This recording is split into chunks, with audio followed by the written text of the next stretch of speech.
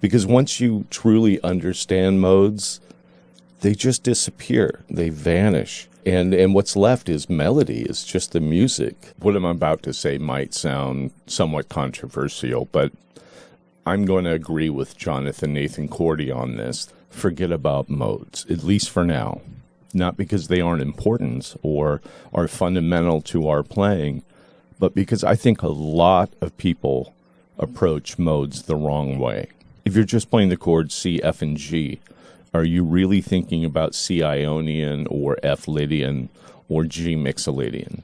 Are you thinking modally or are you thinking melodically? Because there's a huge difference. If you're worried about modes while improvising, my assumption is that you might be stuck in what modes are instead of what they're intended for. They just tell you what notes are available over a chord or key center. They don't tell you how to play or what to say.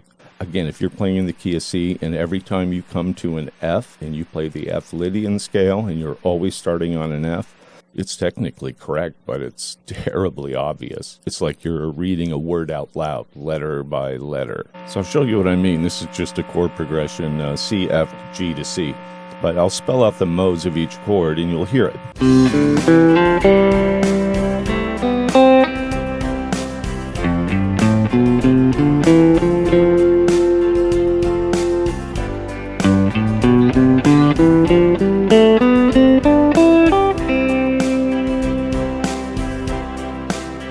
So let's say the F chord comes up. Instead of thinking of F Lydian, think, what are the color tones, the guide tones? Where are the target notes, the things that make this line stand out and sound good? I'll play an example of me using some modal thinking, but really relying on melodic phrasing.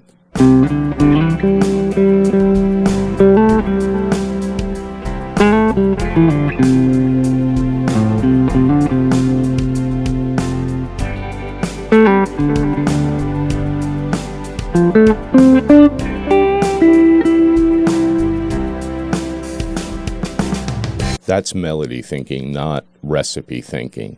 It's still inside the same 7 notes. Modes are just an explanation. It's an intellectual tool. They help us see patterns, identify fingerings, target chord tones, and organize the fretboard. It's just like grammar in language. I mean, grammar tells you how to structure a story, but it doesn't tell you how to say it. Look, modes are extremely useful. You should definitely have a grasp on your modes, because once you truly understand them, then you're able to pull out notes intentionally. But if you start and stop on the root note of the mode you're playing, then you're just spelling it out. You're not saying anything musically.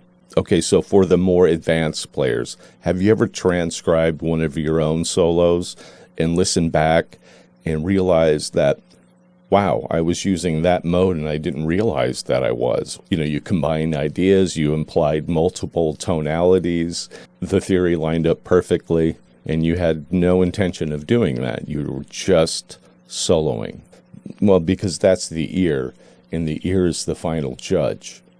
All music theory does is help us define what's happening. It helps us understand where our contributions can be made. But it doesn't tell us how to phrase something. It doesn't tell us how long to hold a note. It doesn't tell us how to make somebody feel something. That part is up to your ear. So here's the takeaway. If you're soloing in the key of C and the chords are changing, are you thinking modally or are you thinking melodically? What is going to work here? What are the beautiful notes that can help make this line, this phrase, say something?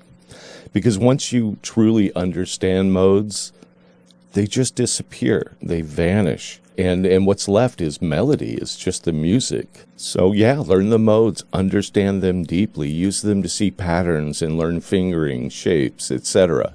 But once the music starts, forget about the recipe and focus on the melody.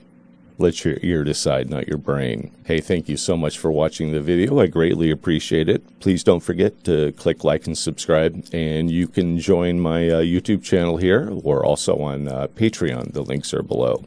All right, everybody, please take care of yourselves, take care of each other, and I look forward to seeing you on the next video.